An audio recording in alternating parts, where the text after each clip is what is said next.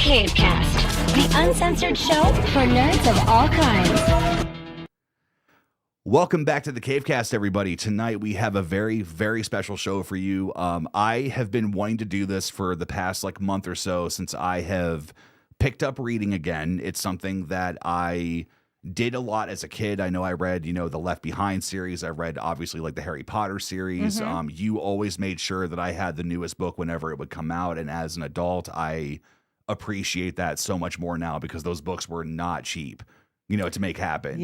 But it was fun to gather them. It was cool, but it's just this is something that is weirdly enough, even though that I've been far away from it, for such a long time and have come back to it. This is actually a very special part of, I would say, our relationship, but also I think just us as people, because you have your inspirations and things as to why you started reading, which I want to get into. But Mom also has some books that she wants to talk about tonight, and I've got a few of mine as well. We're not going to do huge in-depth reviews. We're probably going to stay away from spoilers if we can. If we do spoil something, obviously we'll spoiler warning it if you want to get out of here for the moment while we talk about it. But tonight is we're just it's that whole thing of put your hair down, just talk. Let's just just kind of dive into some things. Yeah. So first and foremost, everybody that is here, thank you so much for hanging out with us. It's awesome that we get to do this every week like a live show. It's been a lot of fun. You said you've been digging it. It's been kind of cool on your end. I really have. Yeah. It's a whole different vibe from the Friday Night Lives, and it's really cool. I'm really, really excited. I'm so glad people are coming in. It's a new experience. It really is. Yeah. It's really cool. I kind of don't know where to look, but I'm going to wing it. So. Well, but guys, so I think the best way to start this is that Aunt Heidi is your catalyst for how you got into book reading. And I mentioned this in one of the driving vlogs I did on the detour, but I always remembered being in the little bedroom or the office area that's where I slept or where I stayed when I was living there. And she had that bookshelf that just had an endless amount of titles of books in just from every kind of author, mainly Stephen King and Dean Koontz, and these, maybe I think even a couple of Highlander books. There was tons of stuff that she had. Plethora of genres that she discovered in her reading journey. And my gosh. And Heidi also was one that she liked a book, she would reread them. Yeah. Multiple times sometimes. And almost like a comfort book, I guess, in the way. Right. So, hi guys. Yeah, it's Mom is not just on her phone. She's reading chat, I am. guys. I'm just trying to keep up. I apologize. I do have my Stephen King shirt on today, and you can't see my Stephen King earrings, but they are the book It. That is so cool. Honestly, I'm happy that they're the skinny ones, because otherwise, if it was the 1,100 page ones, they would just rip your ears off, because there's so much I don't know how Stephen King writes as much as he does. It's just because it's just endless, a lot of blood. It's a lot of blood. Actually, I watched a guy the other day that he was talking about books that he wrote on drugs. The first one that popped up was the Tommy Knockers, and I'm like, that makes sense. So I never saw the movie, but I know it was awful. That's all I know, the general consensus. So it's just get on with it already. Yeah. It's nuts as hell. But okay, so as far as Aunt Heidi is concerned, now this is, I think, to tie everything together, was that I had gotten into listening to books on Audible because I was starting my workout regimen in the morning and that kind of deal. And the first book that I had listened to on my own while I was doing the garage thing was, ironically, The Long Walk. I loved it so much. After I got done, I actually bought the physical copy, so I have I have the audio and the physical.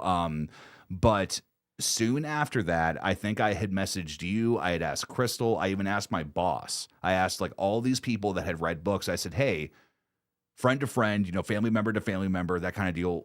What would you suggest to me? And the very first book that you mentioned was that you sent me a screen cap of it, and you said, you've got to read Whispers by Dean Koontz. Yeah.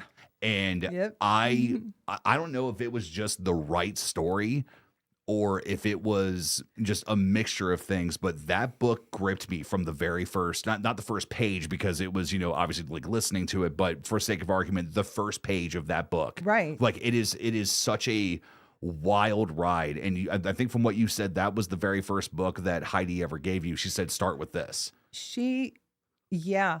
Now I came into reading late. I was in my 20s, right? Mhm. And I had seen all the books that she had done, and I just got curious. And because Mhm. she would tell me a little bit about something she might be reading, Mhm. and I'm like, okay, well, this Dean Koontz guy sounds really cool. And she goes, I'm going to give you one to start with. Uh-huh. And she handpicked that for It's me. a hell of a book to It start was with. a hell of a book to start with. And that was before they were making movies about these books, because Dean Koontz kind of came alongside of Stephen King. And, Stephen King can be more horror related. Dean Koontz tends to be, I feel like, thriller. He's a little more grounded with his He stuff. is. She I mean, said, it depends on what you read, but yeah, how she explained to me is that his books can get creepy, but they're plausible. yeah. Like everything he writes is very capable of happening. It's, Mhm. in some way or another. She goes, so which almost makes him kind of like creepier Yeah. in a way. Mhm. People's human nature and that kind of thing. And I mean, Heidi's been reading since she was in middle school, and the Mhm. whole family was reading in that house, Yeah. and that's what they did. So she taught me how to crochet, and she gave me my first good book, and after that it was off to the races. So that was fun. Real quick, John Schutte for $10. John, thank you so very much, man, John. for your continued generosity. You've been here so long. Thank you for being here during this. He says, "Hi, I have a rebuttal to what I said earlier. Now that I've thought back to childhood, I loved reading encyclopedias, not fiction. That said, loved reading Where the Red Fern Grows in fifth grade. I've heard that book, or heard of that book, but I've never read it. I know nothing about it. Oh my gosh. No, I never read it either, but I know that I've seen that movie, and it's a tremendous, like, classic movie. Mhm.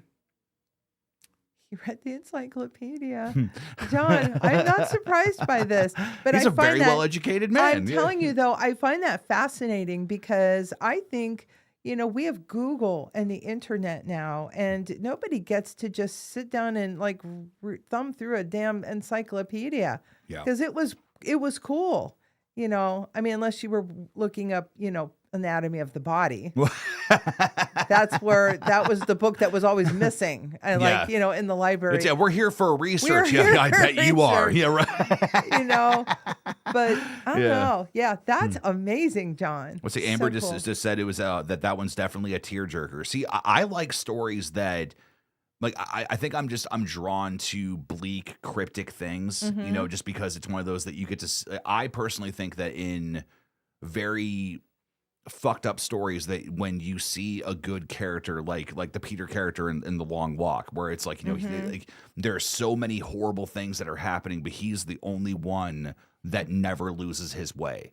Right. Emotionally, and he's the one that like encourages people, like even on when they're Right. on mile 250, and he's like, no, don't give up. Yeah. And it's because I think it makes in the darkness, and not to be poetic, but it's like in the darkness light shines brighter. So it's like you get really awesome stories like that. He had such a selfless reason to be there, Mm-hmm. and nothing was going to stop him. Yeah. And he never lost his focus, Mm-hmm. even when horrible things started happening. I do remember that. That's been a while. I mean, I did read that book, and I just do remember the personalities of certain characters and how they react to him. He never panics. No, Peter is very straight laced. Yeah. He never panicked. He just sort of like kept his head down and kept walking, literally. Mm-hmm. So, yeah, excellent story. I can't wait to watch that movie. That's honestly, it's one of those that like I'm actually curious as to what you think about this. I mean, because we'll get into like specific books and stuff, but when movies take liberties, I mean, because obviously it's that thing where I get very hung up on certain aspects of when a book is turned into a movie, where like, oh my god, like why didn't they keep this in here? They could have had a scene of this, or they could have done this, and this. Like, what's your tolerance with that? Like when a movie changes things. So is there like what do you think is like either a movie that did a really good job of keeping the source material, or like, I mean, I know it's kind of an open-ended question, but I mean, like, what's your thought on that when they take something from a book?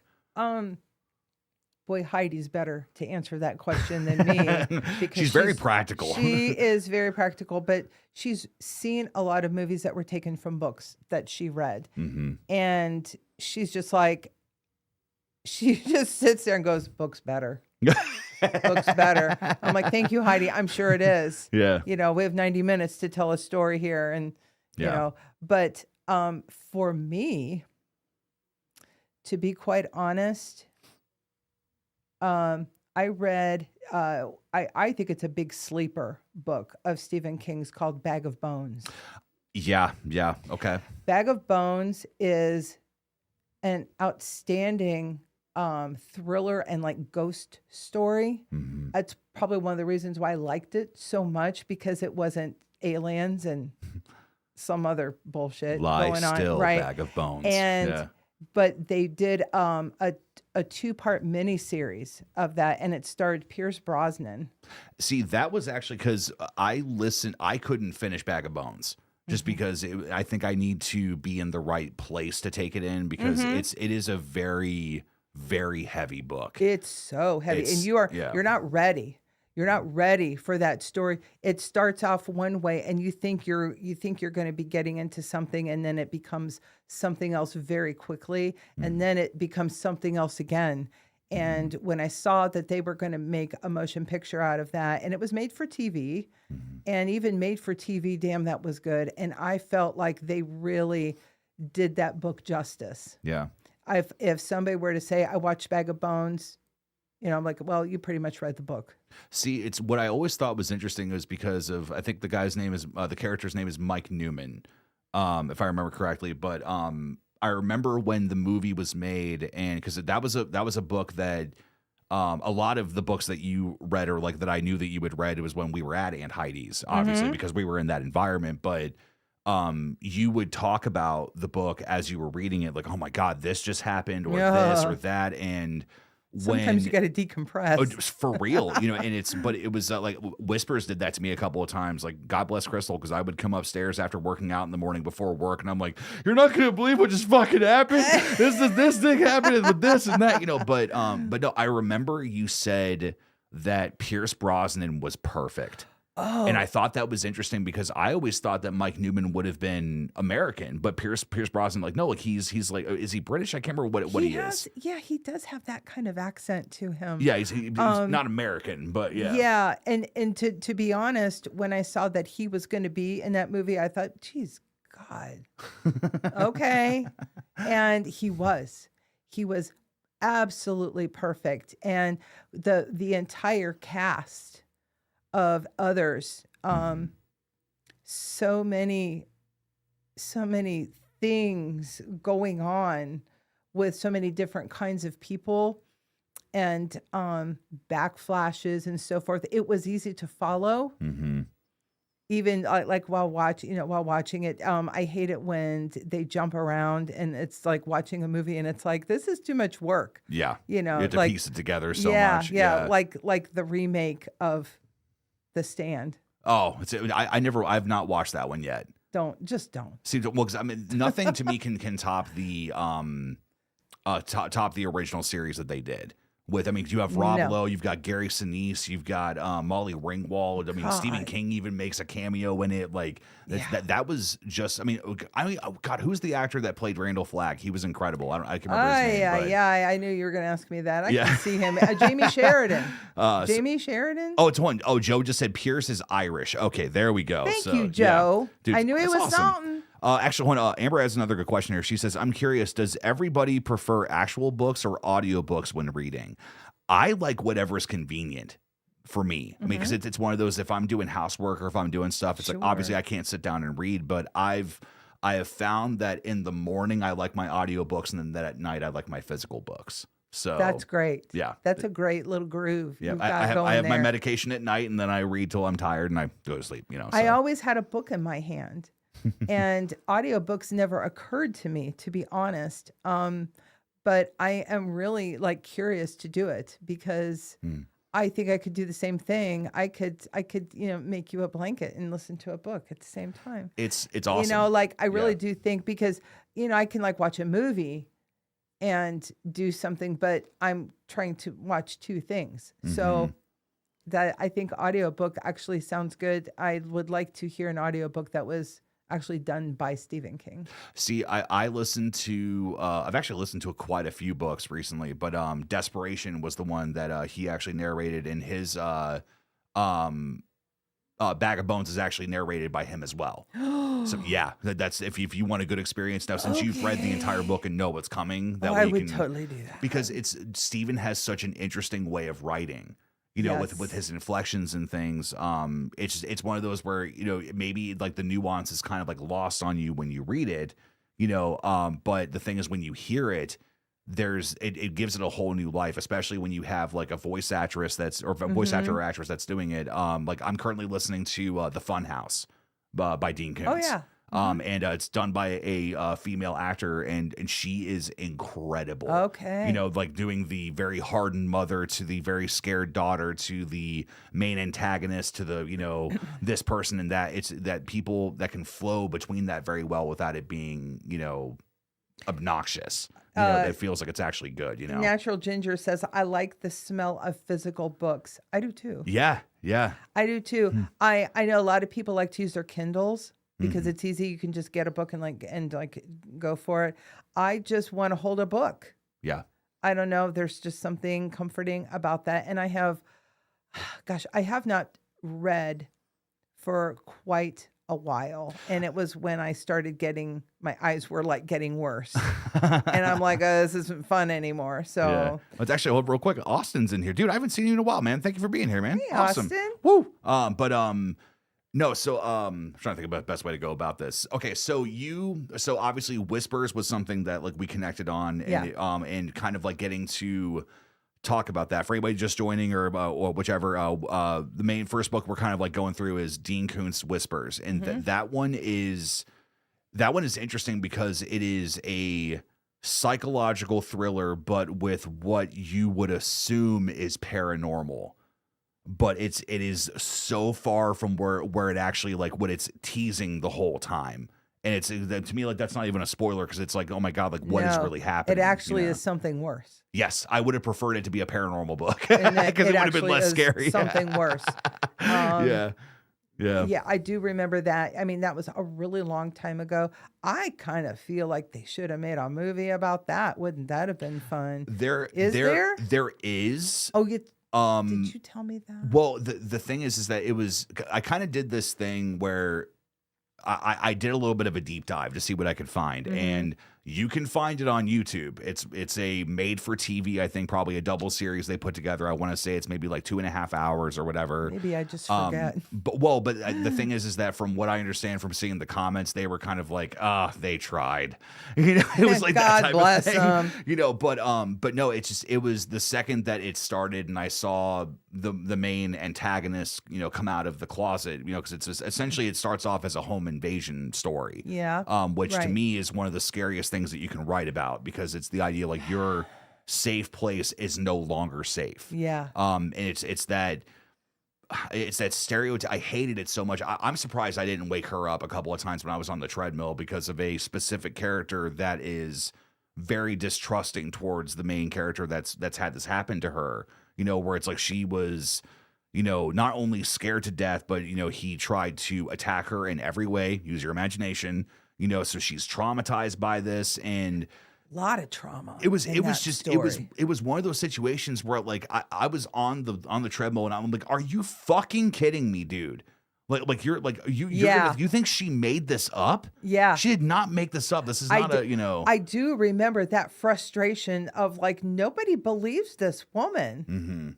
And that's you know, that's part of the whole stress of that story, in my opinion. And I have to admit, I don't remember why they weren't believing her, but I do remember that was rough. Yeah. Like, and my first time reading a story like that, I'm like, is this what you people go through? Yeah, right. Like reading these, these stories. But Whispers is a good one. I was glad that was another one. And after that, she handed me another one, and I don't remember what it was. It might have been The Funhouse. Okay. Yeah. It could have been. Yeah. They seem almost kind of like cohesive with each other. Like, not the fact that they're the same story by any means, but it's the fact that, I would say for any of Dean's stuff, but even with, like, I'm reading through Odd Thomas right now, and it's just like the pages are just flying by. Oh. Like, it's like Dean is so easy to read. He's very easy to read. I didn't understand what you meant by that, because I think it was a while ago we talked about it, but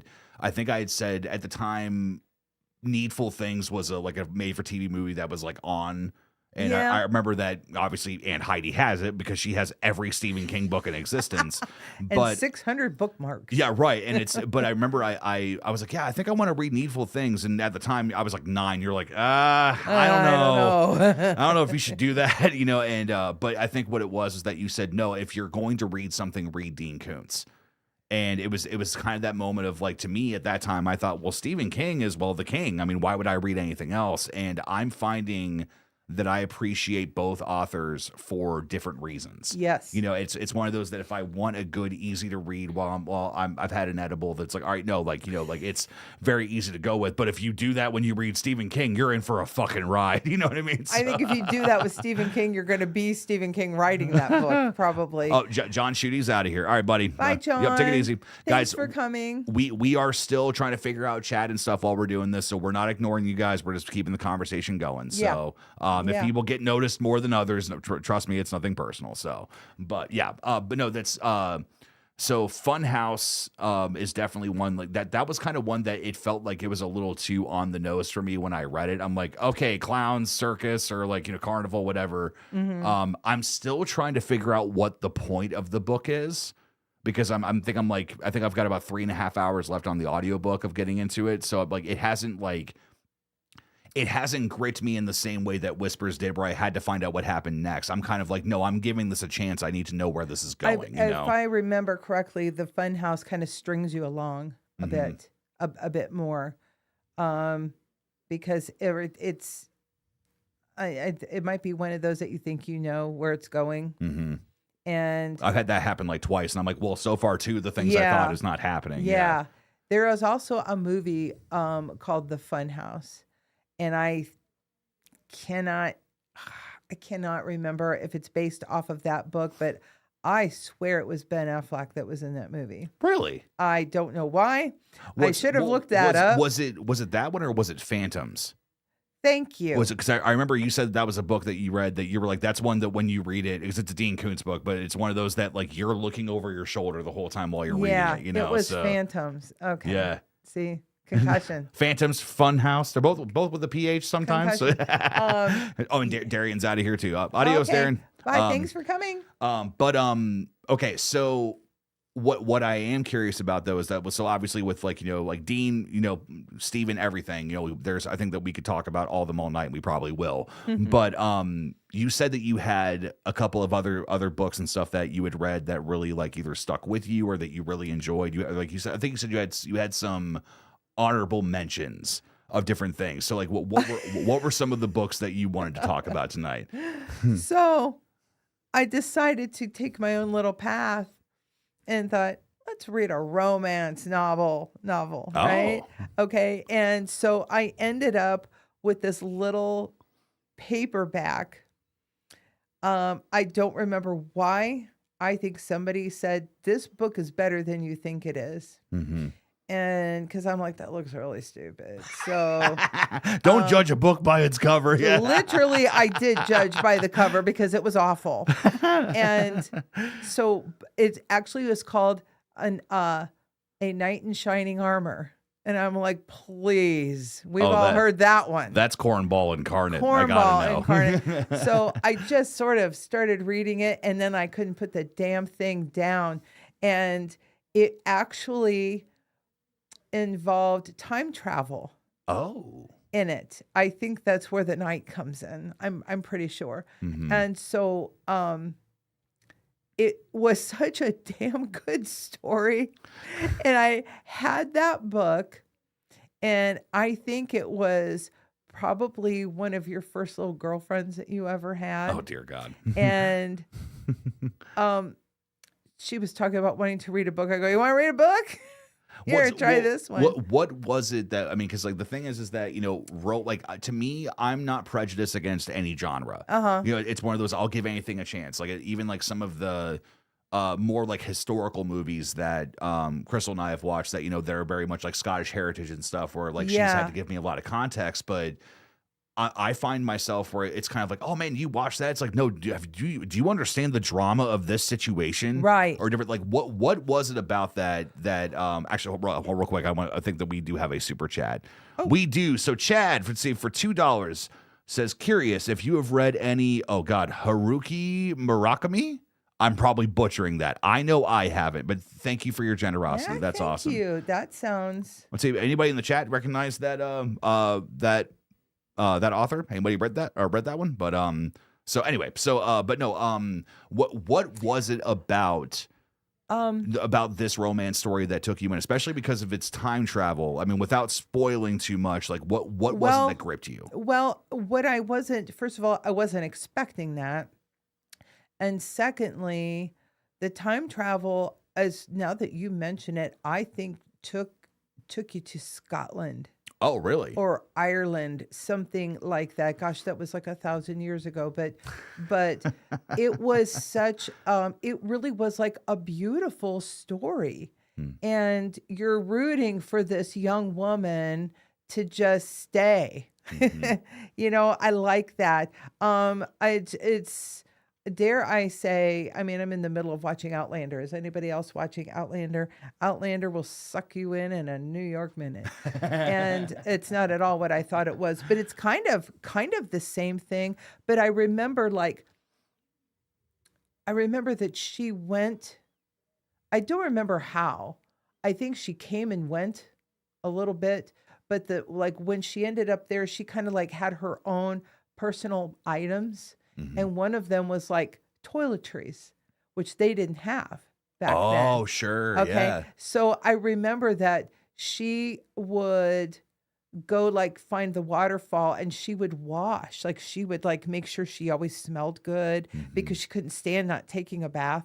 Yeah. And when she didn't have access to that, she got a young maiden something or other to like actually like pour water on her like a shower.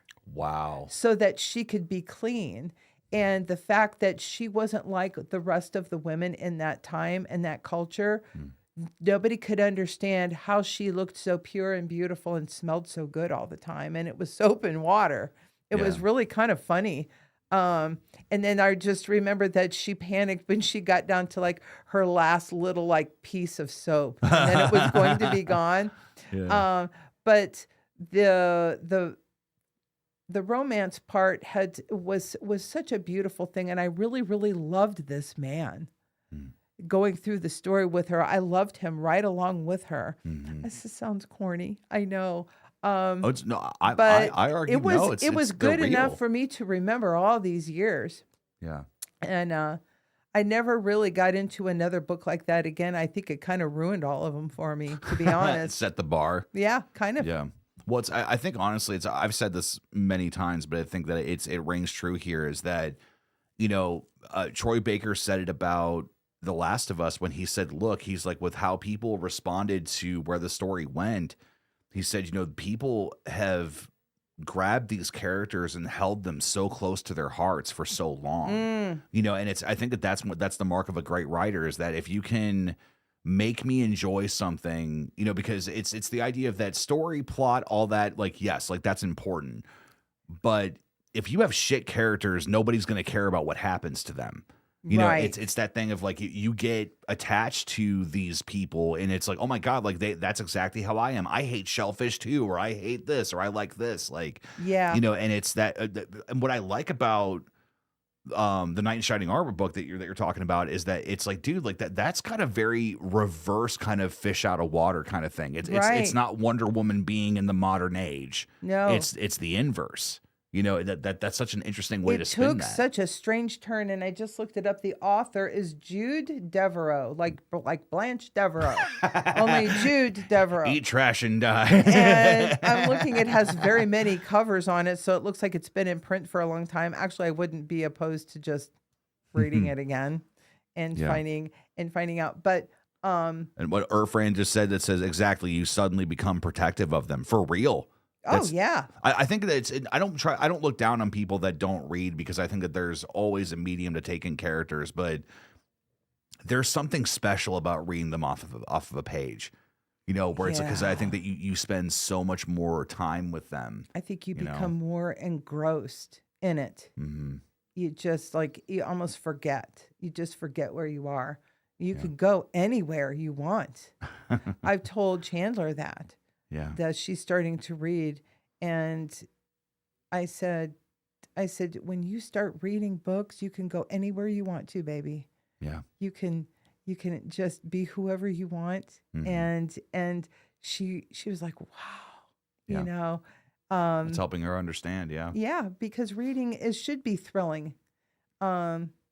If you can't focus, you can't focus. Like Eric could never focus because of his ADD and his dyslexia, and I understand. You know, I understand reading is that. not for everybody. No, it isn't. But if you find out, you know, like I didn't read till I was in my 20s for pleasure. And what's it? Jasmine just showed up. She said, "Hey guys, I made it, and we're talking about books. My favorite. Awesome. Yeah, Jasmine, great. Yeah, this is a fun one. This is awesome. Yeah. But okay, so there was a book that I had listened to, and same deal, and I'm trying to do kind of the Stephen King thing, and I did like the way that he said this when someone asked him about audiobooks compared to the physical, is that they said, which do you prefer?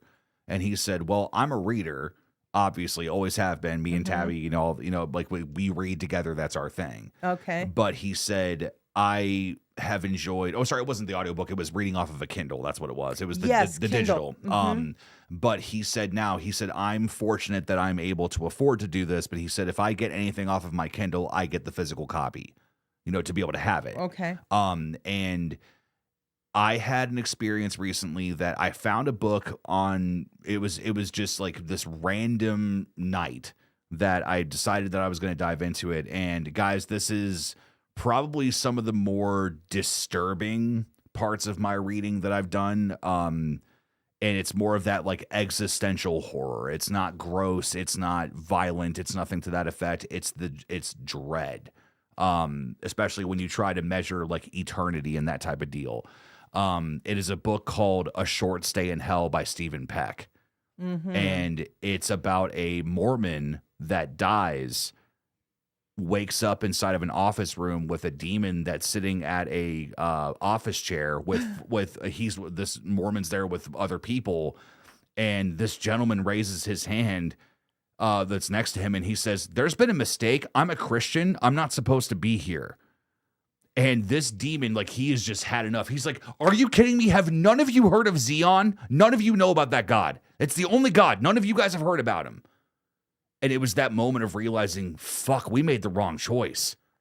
And it was like being on that other end. And and the whole point that, well, sorry, actually, before I get to that, was that he said, how did he put it? He said, he's like, your God is so cruel. He said, hell is not even an eternity here. He said, eternity is a wild concept. Do you understand how long eternity is? He said, at least with our hell, you get out. And it was kind of like, now I'm intrigued. I'm like, oh, okay, so like this is like a puzzle, or like, what is this? That is not at all what I thought you were going to explain. When you said A Short Stay in Hell, I thought this was going to be somebody's fever dream of being like, you know, experiencing hell. No, this is a fictional look at what would be possible if religion was wrong. Now, that's a dicey road and a tightrope that you have to walk with people. I get it. But what ends up happening is that the main character is sent to a library that is endless. It never ends. At one point, they send a group of people with the other people that he's with in this hellscape that they said, walk until you find the end. There has to be a way out. They walk for 10 years. and it just never ends. So And it's just nothing but books and books and books of just these shelves. you don't read the books. Oh no! Well, the goal is that what it is that you have to find your book about your life. There can be no grammatical errors. There can be no misspellings, and each book inside of this library is 410 pages.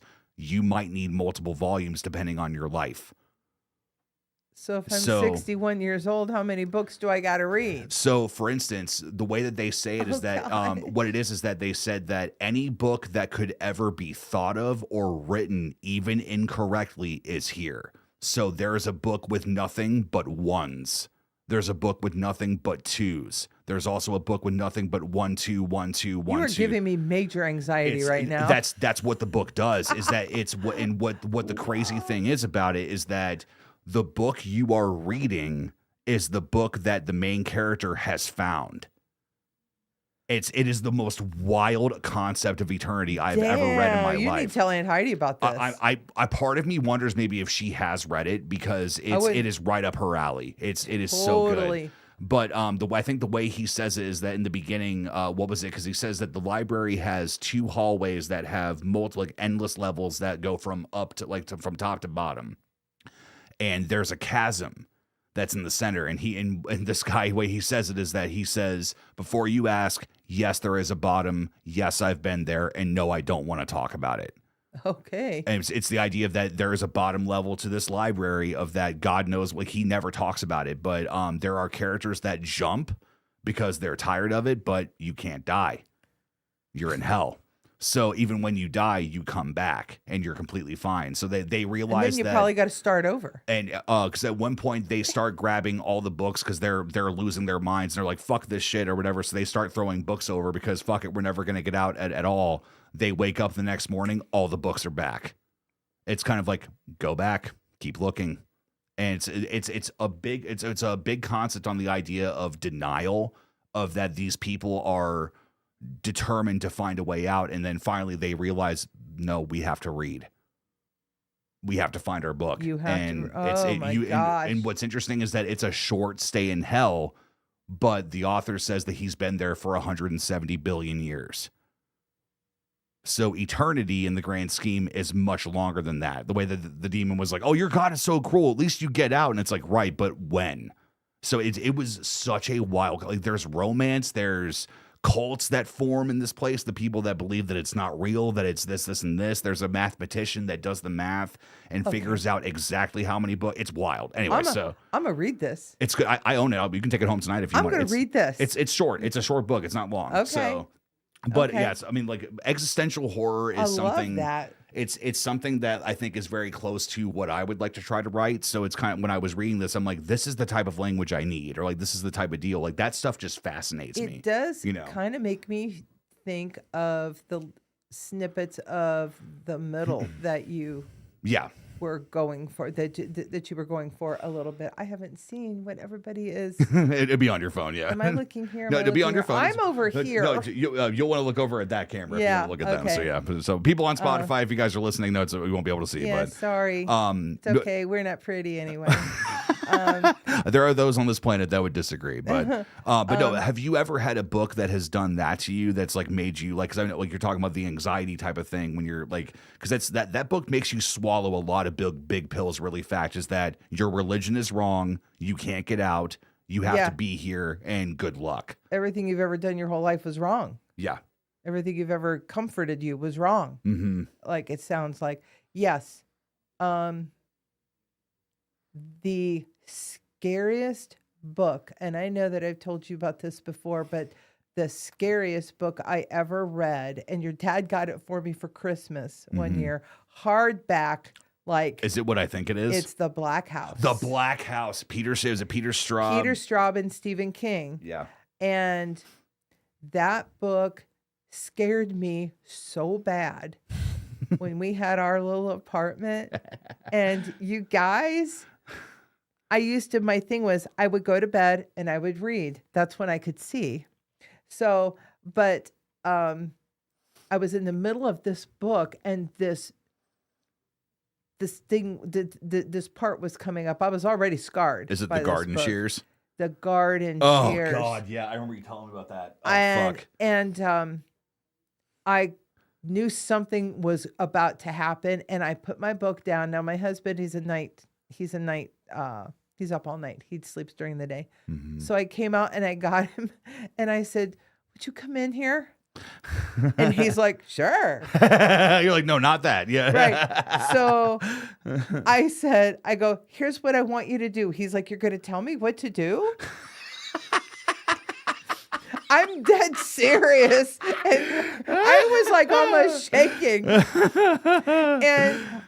we had the TV on. I said, "Turn on whatever you want on the TV and just lay there and hold my hand while I finish this chapter because I can't do it, like sitting here by myself." Yeah. He thought he was going to get some, and it's like, no, you need to sit down and comfort me through just this. Sit here and just be a good boy and hold my hand. He's like, and your dad, okay. Yeah.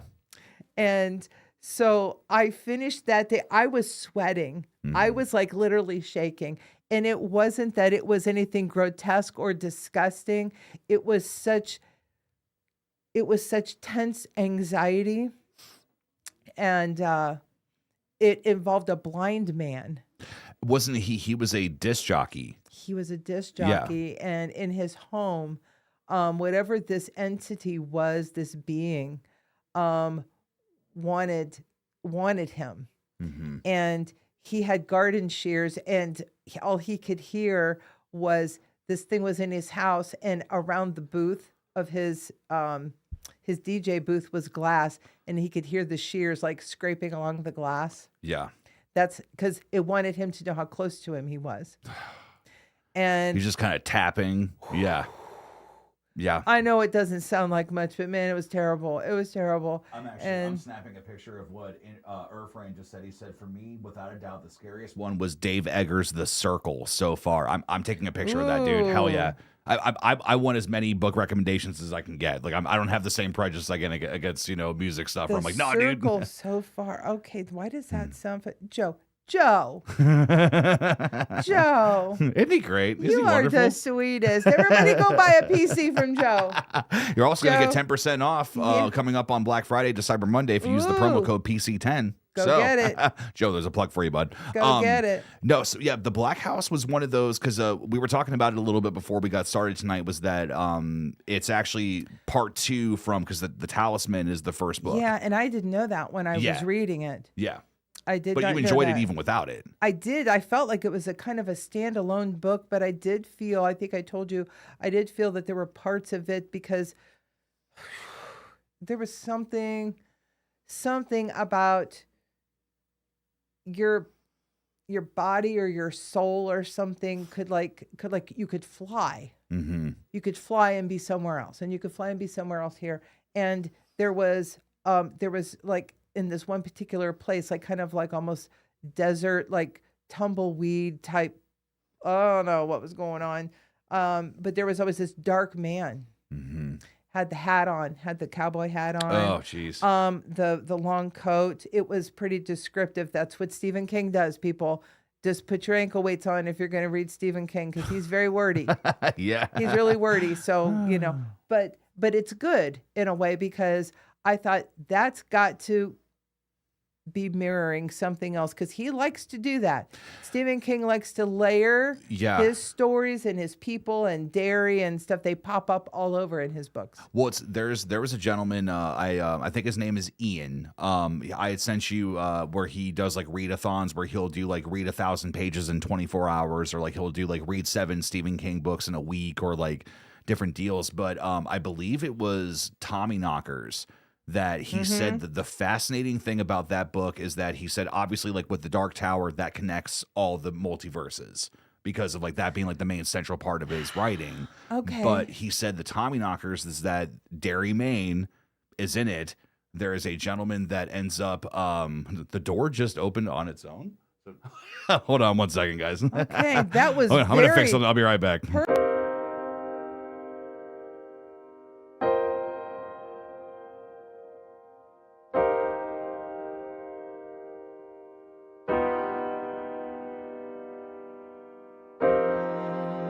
In walks a black cat. A black cat just what?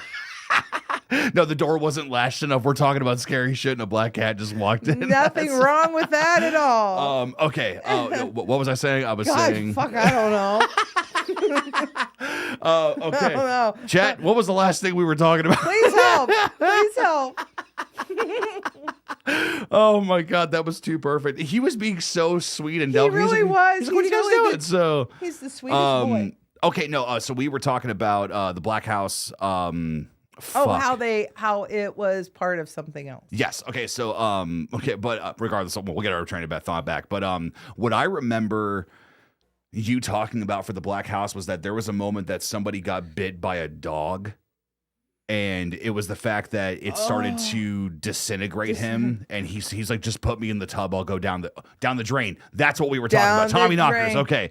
Okay. So the connection of the multiverses is that what it is that in Tommy knockers there's someone that's staying in the hotel in Derry, and he says he hears a chuckle come from the drains.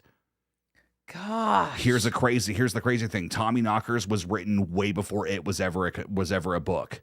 So Stephen already had that idea of that there was something evil inside the sewers. Like that's who the hell has that ability? What's wrong with him?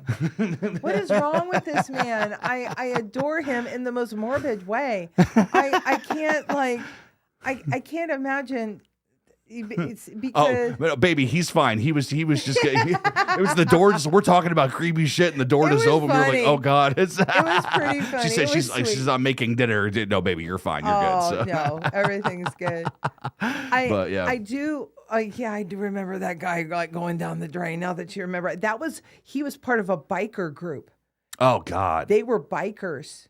I don't know why I remember that, but they were like supposed to be like the roughneck, like, you know, people. Were they trying to like go after him or this being bad guy? Or? I don't remember what role they played in that story, but that's like the Black House just has so many like different elements in it, and it was kind of like this chapter is about this chapter is about this blind man, but you know, like, and what happens to them, and. You think of bikers and you think, well, they're going to be able to fight back, but they can't. Yeah. You know, and he went down the drain. Yeah, that's it. To me, that's took a little while. Okay, well, that's the thing is that Stephen has a very good way of just like describing certain things. Of I think the way he said it for the graveyard shift was that he said, "No, I wanted you to imagine this rat is rubbing up against the roof of your mouth and ripping out your tongue," and he has such visceral imagery. He does. Because there's even a moment in The Long Walk where in the book that Garrity gets a terrible Charlie horse. And now I think at that point, he has his 3 warnings. So he's got essentially 30 seconds to get his leg to cooperate. But I think the way he says it is that he dug his fingers into his calf and it was like pushing into ivory. Where it's like his muscles were like, I'm done. Like we've walked 200 miles. I've got nothing left. You know, and it's stuff like that where like he finds the best way to describe things that when you think about it, like it stays with you forever. You know, the Long Walk had a way of dealing with the simplest thing and making it awful. Walk until there's only one of you left. Oh, awful. Like anything and everything. I just remember like, this is simple. And that's what they thought. It's simple. We'll just walk. It's not like that. Yeah. So, yeah, I just want to watch that. We'll definitely set up a time that we can watch that because I've actually full disclosure, I've watched that movie almost every single day, whether it's on my own or watching people react to it. Oh, that is so cool. I fucking adore that movie so much. It is so dark. It is brutal. It is. I cry so hard every time I watch it, but it's really Peter's speech that he gives that he eventually he does finally because everybody kind of opens up about where they're from and why they're there. Because I've heard them say that it was very much an allegory for the Vietnam War, because it's the idea that everybody joins the army for different reasons, as everybody joins the Long Walk for different reasons, where it's like, well, no, I'm here to get this money to help my mom, or I'm doing this because of this or this and that. But no, it's just, but that imagery though, it's like, that's a lot of the stuff that when you see it in the film, you'll go, oh my God, I remember that. It's a lot of those types of things. I kind of can't wait. Yeah. Because that was, that was one that I don't remember why I chose it. It was very random. It was Yeah. very random, and but it just seemed like even the title is very simple, The Long Walk. Mhm. Well, what does that mean to Stephen King? Yeah. That's Yeah. like less is more, and Mhm. sometimes with Stephen King, like Gerald's Game. Oh, dude, Gerald's Game is a book that if you guys can stomach it, watch or sorry, listen to. My God, read the book, Yeah. or listen to it, whichever one, and for sure watch the movie. It is one of the better adaptations. You know what? That's Yeah. another one that I think really did the book justice, in my opinion. It's not a, it's a simple story. Mm-hmm. It's one of those stories that basically takes place in one room, Mm-hmm. in one space. Yeah. And I thought the cast was really good Mm-hmm. in it. And it's definitely something that could happen. See, that's because well, here's the thing. Do you think that the things that she experienced, because guys, if you don't know the plot of Gerald's Game, and that this is something that, again, I would for sure read the book first, because Definitely. I hate to sound like the normal person, but It's an the book easy read. It's an easy read, but it's also, the book is better in every Right. way. During sexy time, a husband and a wife decide that they're going to try bondage, and she's going to get handcuffed to the bedposts. Because Gerald gets what Gerald wants. He's a piece of Fucking work. hate But Gerald. by the no, way. if you read that book and like Gerald, there's something wrong with you. But no, she is handcuffed to this bed. He has a heart attack and just drops.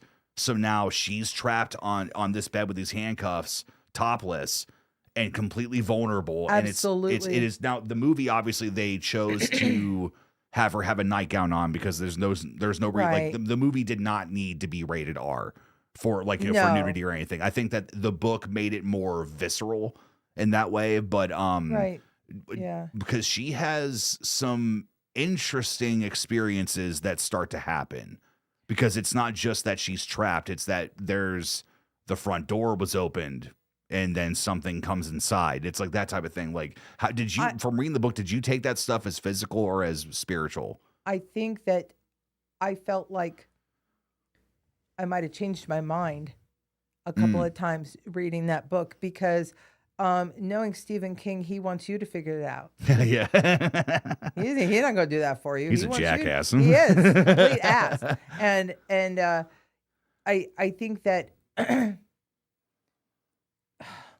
I don't know. I guess logically, I would eventually. She's probably like she's hungry. She's sleep deprived. She's scared. She's all of these things. So her mind starts to play tricks on her. It's like, honey, it's time to get up. Come Yeah. on. It's Right. And Yeah. and yet she like shakes it off and focuses, kind of thing. And I remember that in the movie, she talks to him a lot. Yeah. And he talks back to her. So is she dreaming?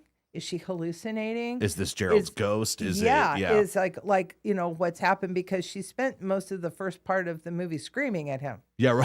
Right. trying to get his attention, and couldn't see him Mm-hmm. because he falls and he's at the foot of the bed, and she doesn't know Yeah. that he's not messing with her, right? Yeah. She's like, Gerald, get out, Well, and I think that Yeah. it's somebody did. I mean, because I think this is where a lot of stories, in a way, they kind of fall apart once you involve smartphones. Because think about this: if reading, like I just got done reading The Girl That Loved Tom Gordon, where Yeah. if that took place in 2025. Trisha would have had a cell phone and she would have called her mom. Correct. You know what I mean? Like it's or like I think the way somebody said it was for Gerald's Game is that if she had her iPhone next to her, is that she would say like, hey Apple or whatever, and then like call, I don't want, just in case if anybody's phones pick it up, or but 911. I'm giving it enough time that way it doesn't recognize it. But it's just it's that fact where it's like, no, like that kind of makes writing a little harder now. Because it's Right. like it used to be that, I hate to sound this way, but it's like back in the day, it's like we didn't have those luxuries. So it gave more opportunity for stories to be more interesting. No, You know what we I mean? read encyclopedias Yeah, right. Yeah. like John did. He's Yeah. probably smarter than all of us. Yeah. I love this. Jasmine, she's like Gerald's game was messed up, but Ginger Dolores Claiborne. Isn't that a Was movie with good. Kathy Bates? Oh God. It's what's funny is actually Yes. the Ian gentleman that I just found that he's been doing all the Stephen King book reading. He said that is an interesting book because there's no chapter breaks. It is one continuous paragraph that goes through the entire thing. I believe Does that. that fit? It totally fits. Really? I absolutely. Did you not see it, or were you just young? I remember, because I don't want to spoil it for anybody that hasn't seen it, because that's one of those movies that the ending I think is worth all the trouble. Oh, it is to get through it. Totally. I mean, because there's a lot of assault and different things that are in it where it's kind of hard to stomach. But for me, it's one of those, I read crossed, so nothing really bothers me on that kind of aspect. But in the same hand, that's my boy. But in the same hand, it's the fact that it's like, no, it's one of those that you realize that it's like, no, oh God, what was it? I think Stephen King said it was either Dolores that said it, because I think he said that his grandmother, it was a phrase that she said, is that he's like, Dolores Claiborne is the woman that said sometimes being a bitch is all the only thing that a woman has. And it's in the fact that it's like, no, she was never a bitch. It was the fact she was pushed to that point, and she had to make very tough decisions of the stuff that was going on at home, and then her whole reason for being interrogated and everything. It's another really good representation of nothing is what it seems. Mm-hmm. And Kathy Bates, in my opinion, did she win anything for that movie? I don't know if she did or not, but it's a whole different character than you normally see. Mm-hmm. But I've never read the book. I'm sure Heidi has. Because she's What's better. she doing tonight? She She's should better be on than here. Where the hell is she?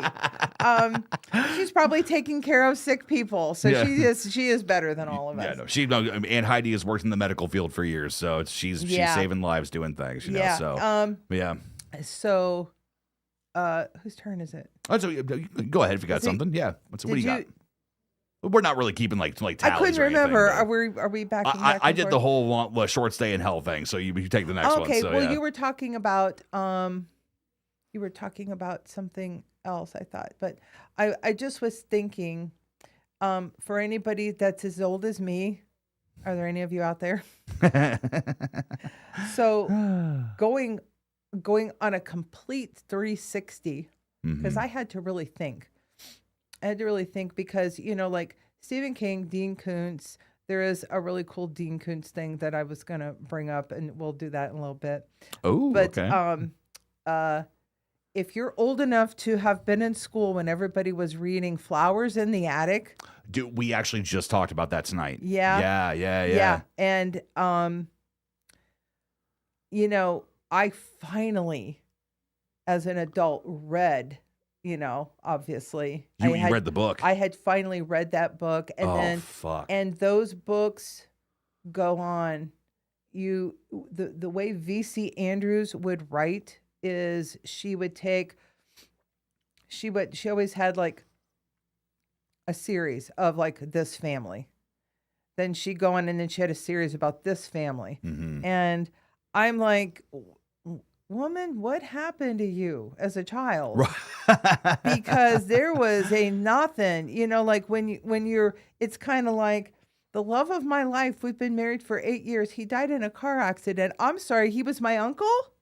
What? Like, oh yeah, there was like all kinds of messed up shit. Somebody was either like living in their car, or they had so much money they didn't know what to do with it, and everybody was fighting, and somebody went, and there was always like I don't know. V.C. Andrews had a really interesting just way of it, almost predictable, but you kept reading her damn books. Mary just said, I read those books when I was around 10. Holy shit. Yeah. Wow. Yeah. Kudos to you. Really. Who hurt you? Mary, yes. Who hurt you indeed? Because I thought to myself when I started reading it, and I'm like, okay, these are fairly old books. I think Flowers in the Attic probably was like the first one. And then there was Flowers in the Attic. Help me, guys. Flowers in the Attic. There was there's a prequel. Seeds of Yesterday. Mm-hmm. If There Be Thorns. All this stuff that had to do with plants And then one of them was a prequel. Like the ending one went all the way back and told the story of Wicked Grandma. Yeah. That was the bad like the culprit in the first one. And then you find out why. I'm like, damn, I'd have been a bitch too. See, So that's it all kind of yeah. Well, I think it's honestly it's one of those that like good writing and good like character building. For instance, light spoilers here, guys, for American Horror Story Freak Show, but Michael Chiklis's character, who's the strong man, you go through that entire thing hating him, where it's like it was kind of almost that Grandma Dora moment of like, God, somebody just fucking shoot him, like it's like that type of thing, But then you realize how complicated his life is, and that he genuinely makes a change after he's done all of these horrible things, and he is truly remorseful, like he can't sleep, can't eat, like he's so broken up by it. And once he admits to what he's like done, because I think it was Mal Petite was that he killed the smallest woman alive. Yeah. He smothered her a couple episodes prior, and when they're getting him to confess that he's sobbing, and he said, I smothered her, and bam, shot in the back of the head, and he's dead. And you're like, wait, no. It's like, oh my God. Like, it's like that is brilliant writing. Oh, totally. It's the fact that it's like, you can hate the grandmother, and I would honestly say you should for what she does, but it doesn't mean you can't understand her. You know what I mean? It's that type of thing. And what's so sad is that even at the end of that first story, you find out that she really is not the culprit. She just... Wasn't she more so she was forced into it? She was just doing what she was told. And Louise Fletcher, God, I was trying to think of her name all day. I don't know why. Louise Fletcher in the movie that they made for TV, she was brilliant in that story. Now, is it going to win an Oscar? No. No, it's not. But it's it's an older story. They adapted it well, and I just think that first of all, it's a beautiful movie to watch. And I don't know, The Flowers in the Attic started a whole, like, talk about a wormhole you go down, because then you just want to read all of these people, and all these families are fucked up, like in some way or another. And just when you think that they've done everything, then they do something else. And you're like, good God Almighty. Yeah. Who thinks of this? And V.C. Andrews did one standalone book called My Sweet Adrena. Sweet Adrena, okay. My Sweet Adrena, and actually they did make a movie about that. I don't know if it was a Lifetime movie. It could have been. But that was a damn good book, you guys. So it's all of that her. Was good. Is all of her work very much the idea of like that kind of like tragedy, anxiety? It is. It's because the thing is that with Flowers in the Attic, I remember that you had, I think that it was because the movie, like it was like made for TV or something. But I remember that when we lived at the old apartment, it was on, and I kept thinking to myself, like, why are these kids not going into the yard? They need to go out and play. Like, I mean, because before, because you were young. Yeah, because I didn't understand, and then when you started explaining it to me, it was one of those that like there are some stories, and I know this is rich because I've read like splatterpunk books like The Slob and like different things, but there's just something too real about that. I think it's one of the reasons why I couldn't finish The Girl That Loved Tom Gordon when I was a kid, because it was kind of like, no, like Trisha's parents are freshly divorced, and it's like families fighting, all that stuff. It was too close to home, right? So like I had to get past that to then appreciate the good things about it, because it's a fantastic book. But with Flowers, I mean, that's with the idea of like isolation and just like, I mean, not having the normality of things, even the way like you eat and go to the bathroom and bathe, or probably don't, like these different things. I mean, the lack of sunshine. Yeah. The lack of just fresh air. And it was just like a simple punishment that wasn't supposed to last. Yeah. And yet it does. And then these children grow fond of each other, and then they wonder why. All of those forbidden like feelings and romances or whatever that happened for a reason. because somebody was never told the truth about something, or they didn't, and it was never intentional. Yeah. It was never intentional. So it was just always kind of like family drama, almost horror type. Like, I mean, it wasn't dysfunction. It was way worse Right. than dysfunction. They didn't cross the line. They fucking nuked They it. Yeah. did. They did. I thought, dang, I'll never complain about my childhood ever again. Jasmine just said something interesting. She said, surprisingly, what scared me most about Flowers for Algernon, more than losing yourself to memory loss, was the concept that autism was a disease that needed fixing in the first place. Right. For real. See, I think that's the thing, is that it's like when you see how people interpreted different things like that, I mean, like, where it's just like, oh, well, it's like this person's, they've got this in them, or it's that. It's like, no, your kid just like loud noises. Let him do his thing. Yeah. But I think that's such an interesting spin, because it's tough, because it's one of those that, like, would you say that a story like that really doesn't have a protagonist and an antagonist? It's kind of like, no, everybody's just dealing with it. It's kind of what it seems like to me, Yeah, because they don't know what they're doing. Mm-hmm.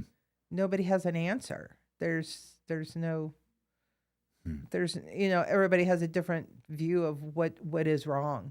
Mm-hmm. I have probably said this before. Maybe I shouldn't. Well, okay, I'll say this before. Go for it. But like when I was growing up, my house was hard to live in, and my dad was a really funny, great, genius. Yeah, Grandpa man. Ralph. He really was. Yeah. He really was. But he was scary to live with, Mm-hmm. because every day you didn't know what you were going to get, and it could get loud, it could get scary, it could get violent, and I know now that my dad was probably bipolar. Mm-hmm. Well, they didn't know about that back then. Yeah, it wasn't treated, wasn't nothing. They didn't know what that was. Mm-hmm. They didn't know. My dad was so smart that he had no common sense about certain things. Mm-hmm. And it was kind of sad. Like when I think about it now, it was really kind of sad, like for him in a way, because my dad was a great guy. Mm-hmm. He really was. Yeah. It took me a long time to just really accept that and realize that. And I just think he wasn't well.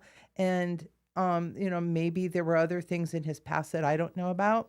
I think a lot of that could have been learned behavior. Well, if I may. The thing is like I vaguely remember Grandpa Ralph. Mm-hmm. You were and little.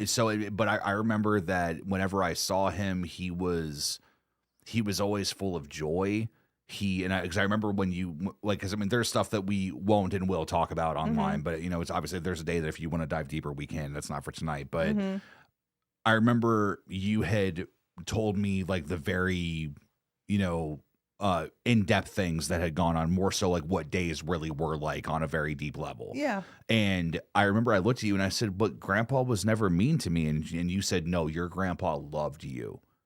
Right. And it was that moment of like, holy shit, but I mean, it's just, that stuff runs deep. I mean, it's just one of those, I mean, God knows what, again, like you were saying, like what it was like for him to grow up, Yeah. Yeah. And I think that he just had a sense of like loss of control, maybe didn't understand himself to, in his own brain that way. But I also know as time went on, I think as he got older, I think he mellowed out a lot. Yeah. Yeah. And because I finally had a time that I could enjoy being in the same room with him.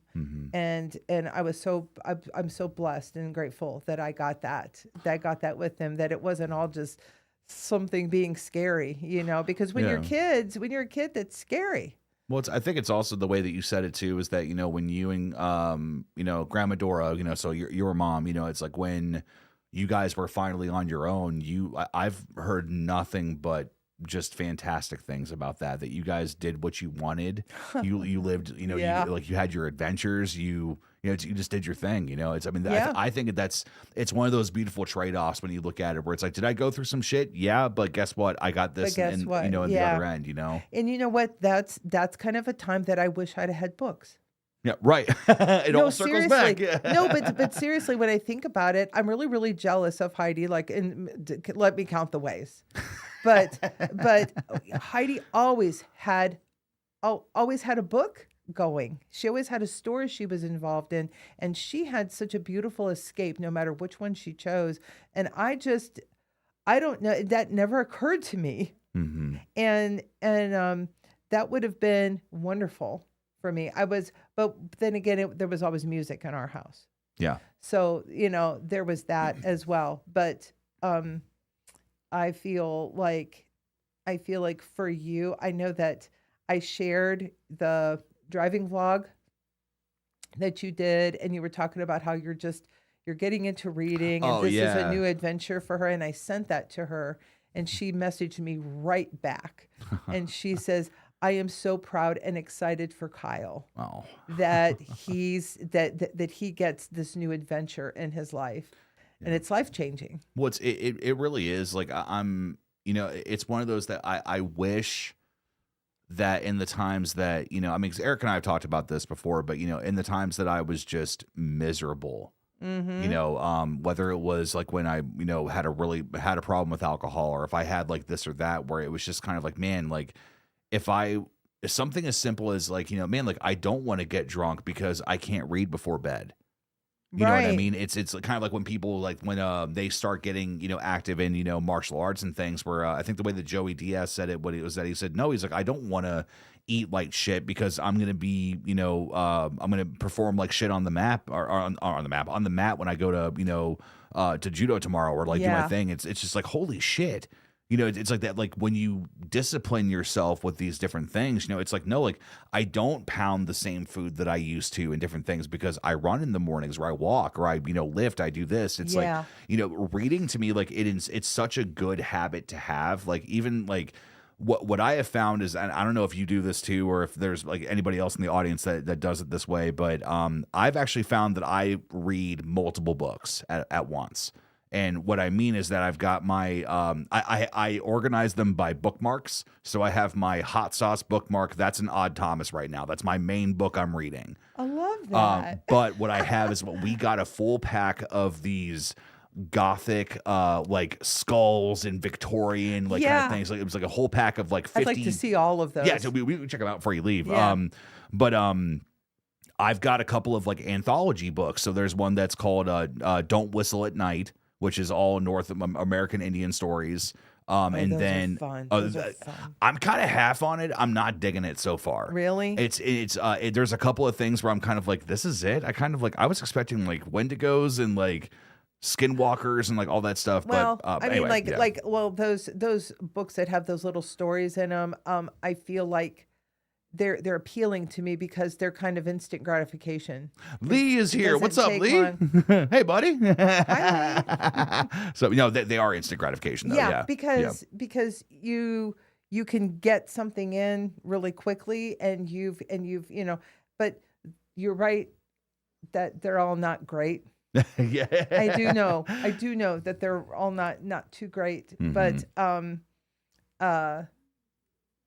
did you get one or two? Did you get more than one? So I got the other one that, this one is the other book I ended up getting was it's a book called Darker Than Fiction. And guys, much like how the splatterpunk books I've read or listened to and stuff, here is a blanket trigger warning if you are going to try to read some of these books, because they are intense. They are not for everybody, and if you were to post online what they were about, people would probably shun you. But Darker Than Fiction is an anthology book that was recommended to me through TikToks, because like when you're scrolling through, like your algorithm listens to everything that you're doing. So it's like when you talk about books and stuff, like I can guarantee you our reels and stuff are going to be nothing but just like, literature stuff tonight. But fuck you, bring it on. Right. But what ended up happening was that I kept finding ones where it said, probably because I was listening to a lot of like Aaron Beauregard, but it kept saying like the 5 books that, that scarred me for life. And of course I'm like, well, now I got to fucking know what these are. So I know. And yes. those are kind of like or movies, or something like that. And I'm like, and then don't you love it when they leave out number 1? Yeah, right. Yeah. It's like, oh, you got to wait till next week. Fuck you. Just give it to me now. I don't even know your name. I will never find you again. Yeah. But no, this Darker Than Fiction was just, it's this book that has these red skulls on the front, and it said a couple of the reviews I saw said I read every single chapter with my hand over my mouth, and it is real brutal. Whoa. Executions, we're talking cannibalism, we're talking dismemberment, like it's all these different things of what humans have done to each other in the past. And it was that idea of like, no, what reality is darker than fiction. So it's a very interesting way. Like they're not even chapters, they're not dramatized, they're not fiction. And the idea of like, hey, here's this real torture method, now you're gonna get attached to a character. It is literally torture method. The implication of it, when was it done, why, all that stuff. So that does. Okay, Lee, you're awful. First of all, Lee just said we're watching you live on Twitch. Stop blushing, Ryker mom. Never. And Lori is here. Lori, welcome. Oh my gosh, sis. the other aunt I always had. That's awesome. Thanks for being here. Yeah. But no, but with the anthology stuff is that it's kind of one of those that like I tend to do my anthology readings on the weekends. Kind of like when I have like my Saturdays and stuff, like I'll because I can come in here and just read, like it only takes about 10 or 15 minutes to read 3 of them. You know what I mean? Like it's not that long. I'm finding I'm actually a faster reader than what I realize. Because good for you, because I am not. I try, but no, I find that it's because I'll have my main book, I'll have my 2 kind of anthology things I go for, and then I have my audiobook I listen to in the morning, and I'm watching Gen V. So so it's like I love taking shit in like that. It's so good. I'm trying to get through Outlander, and then your dad says, "Hey, let's watch Landman." Landman? Okay. Landman. I don't. I will get. This isn't like the Detachable Kid, where it's a guy with a really stupid power. Does he become grass or some shit, or or is it not that at all? God, Kyle, no, no. It's like TGK. What does that stand for? It's my name. Your name is letters. He's the Detachable Kid. He pops his arms off. Do you all understand my life a little bit better now? God. Sorry. I immediately went Marvel Comics Landman. God. Okay, focus. Sorry. Okay, no, show. Tell us about the show. No, it just, your dad and I watched like 3 episodes last night, and it's Billy Bob Thornton. Oh. And it's a deep, like serious show, but he's a riot. I thought Eric has got to watch this because a lot of times, if anybody's ever seen it, I don't think he's acting. I think he's just being Billy Bob Thornton. It's kind of like Jeff Goldblum. No matter what movie he's in, he's Jeff Goldblum. Tiny reindeer. He don't let them leave this planet. He's got that same cadence no matter what he does. It's kind of. I'm definitely a slow reader. Well, I don't know, and I really hate that I haven't been reading like for a really long time because then my eyes started getting bad, and then I had readers, and then I had bifocals, and then I have and it's just with kind of more trouble than it was worth. Yeah. So I just kind of traded it off for something else, but I miss it so much. And then you kept talking about audiobooks, and I'm like, honestly, I don't have to see to listen to an audiobook. Well, that's the thing is that there was actually a writer. You've heard me talk about the Vlog Brothers, the scientist and the writer that they, the John. He actually did a video recently that he said, "Are audiobooks real reading?" And him talking about that that it's something that's been debated for a long time. Did you post that? I think I did. I think I maybe put it on like Discord or something. I thought I was having a fever dream. Hey, it all aligned, but no. But he talked about that. He said, look, he's like, audiobooks used to be that you had to get them on tape or on CD and put them in something. Now, like, just stream them on Audible. Yeah. Like you can, even if you don't have internet, like, or if you know that you're going to be somewhere that has no signal, download them. You know what I mean? Like you can do the unabridged or the abridged version, like however you want to do it. You can separate it by chapters, it's just wild. It really is a brilliant thing for people that have limited time and want to have that experience, because you know what, otherwise you're going to miss it. You're going to miss so much. I feel like in the last good decade, maybe more, that I've missed a lot because I just haven't read. Yeah. And the older I get, the busier I get. How? How is that possible? I told your grandma today, I go, I need to be 3 people, Mom, because I am constantly trying to be somewhere. And but I have to consciously take time for myself. And that's very hard for me to do. Because I feel like I could be doing something else.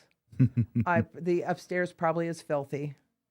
Something, all this shit goes through my head, and I've got to just calm myself down. Shutting your brain off. I just have to do it. Yeah. But I'm thinking about 3 things like all the time. So I think I need to grant myself a little bit of grace and self-love. And for sure. And plus, there's different other things to do that I didn't have back then, like, live streams and moderating and chatting and just meeting all of you wonderful people. That's not anything that I feel is holding me back. I think it's something that has given my life a lot of joy in a different way. Yeah. But it's, it can be consuming if you let it. Yeah. It's especially for me, because we're still old people that sit at home and we watch TV. We watch like regular TV. Yeah, you guys actually have cable. We actually have some. Well, cable. Yeah, quote, yeah, unquote. we have our thing, and it's I got to decompress sometimes. My social battery anymore is about this long. So, and I noticed that, but books are such a treasure. Just and no matter what you're reading, and mix up your genres. You're doing a great job. I'm trying. I typically am reading more so horror and like thriller. But I would argue that, again, like if I'm willing to listen to Aaron Beauregard, write the horrible things that he has, then to me it's one of those that like, no, like I can take in anything, it's just more so like I think in a way I've almost kind of found that if there's a movie that I've watched that's based on a book, it makes it easier to read because I kind of already know what to expect. So it's like characters and stuff. I remember who they are, like, that type of thing. Like even like reading Odd Thomas and finding out that the owner of the diner's name was Terry and he has lunch with her is like, oh my God, there's more. Like, hell yes. Yeah. I love that kind of stuff. I do kind of agree with you that I think if you're going to watch something and then read the book, I think it's probably the best way to do that, because then you're not disappointed. Yeah, right. Start with the bad first. Yeah. Otherwise you're just saying Heidi going, the book's better. Yeah, right. Yeah, well, I trust everything Tom Hanks is going to tell me. Yeah. She used to tell me about an author that she discovered that kind of like likened himself to Dean Koontz, and his name is, I can't believe I remember this. His name is John Saul, Saul, I believe, Saul. And he wrote like those thriller kind of cool things. And I asked her, I said, would you like if I were to pick a John Saul book, what would you recommend? And she goes, I don't know. She says, his books are great, but the ends fall apart every time. And she goes, you're just getting there. And she goes, and it just like disintegrates. And for Heidi to say that repeatedly about his books, it makes me think of in the movie It, especially the remake, when they're like, nope, I didn't like the ending. Yeah, even Stephen King said that. Yeah, I don't like the ending. And for anybody that has ever seen The Mist, oh dear God, I won't say what it is or what happens if you have not, but the ending of that movie is the most gut-wrenching thing ever. Yeah.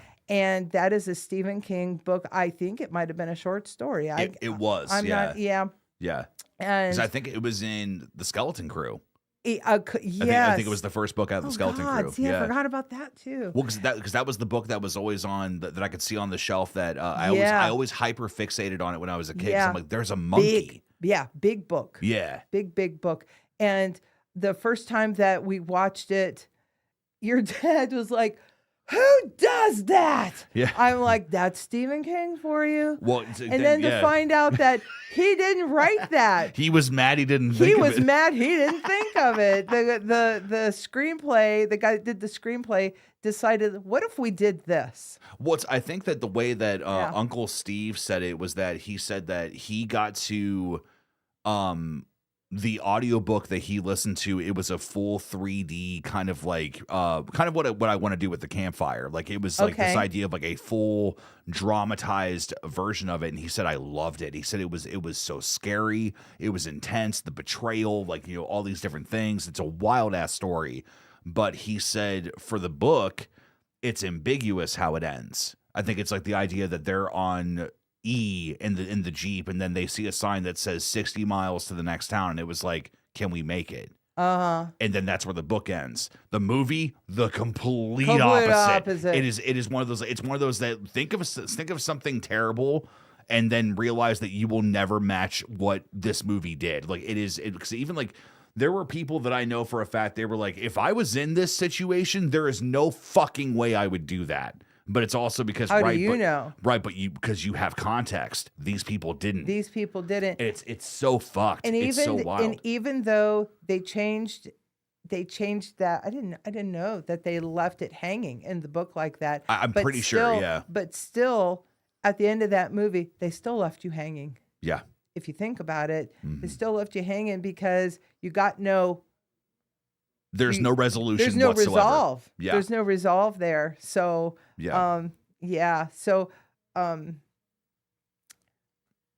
Dean Koontz movie. I was thinking about it. Do you remember watching the movie called Intensity? Okay. That is wild that you bring that up because I don't remember the movie, but I know for a fact that has actually been in one of the top 5 books, like on TikTok stuff, where they were like, they said this book is anxiety incarnate. Oh God. And it's so I don't know if the movie does a good job or if you've read the book as well too to know. I don't know. I know neither. I think I barely know what the story is about. So I'm going to go into it blind when I either read it or listen to it. I believe that I chose that book on my own. It was not one that Heidi threw at me. Maybe she did, but the cover is like bizarre. And I read the back of it, and I thought, okay, this could be interesting, and it is. I was a stressed out mess reading that book, and then when I saw that they made a movie about it, I'm like, I don't have the strength. I don't think I have the strength to watch this movie. So was it more like a 90s kind of film, or was it I want it probably. Or either that'll get 2000s or something, or no, I think it was right up there in the 90s. Now that I think about it. I know I recognized the guy that was the main character in this thing, and was he in what's that show? Scrubs? He might have been in Scrubs. Oh yes, okay. I it? know. Yeah. It is. Hold on. Let's see. What's his name? It is John C. McGinley. Yeah. Okay. Whatever. Yeah. He was in Identity as well. So yes. Yeah. Yes, he was. Intensity is, I think, a really a real sleeper of a movie. It was made for TV, and a real sleeper of a movie. And that book. I mean, Dean Koontz just punched you in the gut. There's honestly with this story, yeah. And I was just like, I was almost like, I can't believe you did this to me. Dean honestly, like, trust me, there are plenty of writers that push bounds and like push limits and different things, but Dean does it in his own way.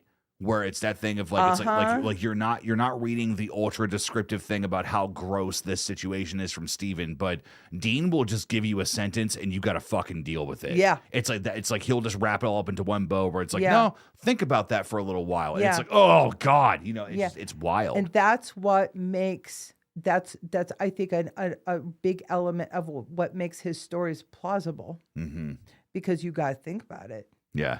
You got to really consider this, and I don't know. He's just a good one. I know for a fact that Stephen King loves Dean Koontz books. There actually, what I will say is that there was a really cool homage to to Stephen. I'm pretty sure that it was in Dean Koontz, in Dean Koontz, in a Dean Koontz story where he said that they were reading a pile of books, one of which was entitled Misery. And like, so like, it was like, it was either him or Steven that put it in there where I'm like, that was a cool little nod. That Like, I love. but it's so also good. kind of like looking at, so I think it was, I want to say it was Desperation. I'm pretty sure there's actually a moment in there that it's that somebody actually puts down a book and it's by William Denbrough. So it's actually from so it's Bill. Yeah. You know, so it's like, oh my God. So it's like how like those little things that like blink you'll miss it kind of stuff, you know. Is that in you reading it? I think so. I'm pretty sure it was damn, I can't remember what it was. It was one of the books I was either Okay.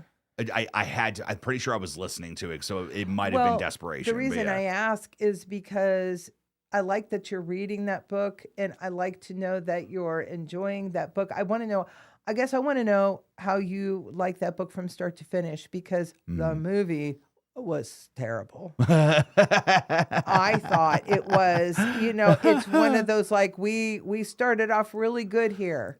Desperate, yeah. Just like, oh, okay. Well, especially when you have Ron that. Perlman, you know? I mean, it's like yeah. they had a gold mine there. And ironically, Steven actually wrote the screenplay for it. So it's interesting that I know, right? It's one of those where like some people are like, oh my God, Stephen King said he loved it, right? But have you seen some of the movies he likes? It's like, yeah, maybe. But regardless, it was Desperation was definitely it makes me wonder what The Regulators is about, because that's a sequel to it, but he wrote it under the pseudonym of Richard Bachman. So it's like a loosely tied sequel. Oh my God, he's so hard to keep track of. Well, because actually, when you the foreword of the Long Walk now actually has Stephen talking about Richard Bachman, about why he created him and like why it was done. And I think the way he said it was that he said, "Look, I wrote Desperation as symbolism for this, this, and this," and he said, quite honestly, I felt like I said everything I needed to say with that. And, me, Steven, had nothing else to bring to this, but Bachman had plenty to say. Bachman. So, yeah. Bachman has no, he gives no fucks. He doesn't give a shit about you. No, he does not give a shit. It explains why the Long Walk is so messed up. Yeah. Yeah. I was thinking about that driving here. Really? I was thinking about that because I'm thinking to myself, I think I was even talking to myself in the car, probably. just you know how you do. Yeah, it's what we do. But I remember just thinking to myself, how is somebody able to be two different people in their craft that way? Mm-hmm. That's mind blowing to me. And because I think he said a big inspiration with that was with Bachman was because of The Dark Half. The Dark Half. Yeah. Y'all, have you ever seen that movie? It just that wow, that movie. It's I wild, love yeah. it. I love it when Stephen King writes about a writer. Mm-hmm. Because he's done it all. Mm-hmm. He knows what it's like to be that guy. Yeah. And he knows what it's like when it's hard, and he knows what it's like when it flows. And if you think about it, a lot of his books are about somebody that's writing. Yeah. And which I really, really love. I love that they're all mostly, not all of them, but they're all based in Maine. Yeah. Because first of all, Maine is a fabulous place, y'all. And it's terrifying at night. Yeah. You see the fog roll off of the water. Yeah. Seriously, it is a scary place at night. If you are not in the big city, those little towns, mm-hmm. They don't have no street lights at all. So if you're lost or you're finding your way for the first time, you're screwed. Mm-hmm. And it is. Maine has a very haunting charm about it. How's that sound? Yeah. Perfect place for him to live. Yeah. Perfect place for him to live. I just, I love it. But I kind of wanted to remind you about the intensity by Dean Koontz, because you should read it. If you're on the treadmill, you will walk, you'll be running. Well, it's honestly, it's one of those that I've actually thought about whenever whenever we can take another trip over to Barnes and Noble, because that was so cool just to go over there, like getting like graphic novels and like different stuff. But Intensity is one of those. It's high on my list to read, so it's one of those I probably will either get the physical copy or get the audiobook. I've got a free credit this month on Audible, so I'll probably get it on there. Either way, it's super so good cool. read. Yeah, but guys, this has been a lot of fun. We are actually about 5 minutes over from what we were trying to be at. We try to keep it around 90 minutes for these live ones because we don't want to go too late. But this was a lot of fun. This was cool to just geek out and do it in a different way. So I just, guys, thank you so much for hanging out with us. As always, if you want to see the pre-show to hear Mom's story that we talked about of what happened to her on Halloween, good luck. It's an interesting one. It's fun. It's I didn't know if you were going to want to do it, but I'm like, no, let's give the members something. So for 99 cents a month, you get the pre-show, and then you get your name at the end of the video. You'll get to hear Mom's story that we got to talk about. It's worth $1. So it's 99 cents. It's worth it. But regardless, this was so cool. I think that it's one of those, we probably could do multiple podcasts like these talking about books and just different ideas of things. Yeah, so especially if I get myself in gear and just start, it's just so funny because I thought, I need to just give myself a space for that. Just yeah. So give yourself that. Yeah, I love this. Yeah. Thanks for having me. Yeah, it's so awesome. But as always, I always give Eric this at the end of the show. But is there anything that you would like to say to them before we officially sign off until next week? Don't read The Black House without holding somebody's hand. Preferably a burly husband. Yeah. I should have been a little better to him at night. So. Oh my God. All right. Well, guys, we love you. We'll see you next time. Adios.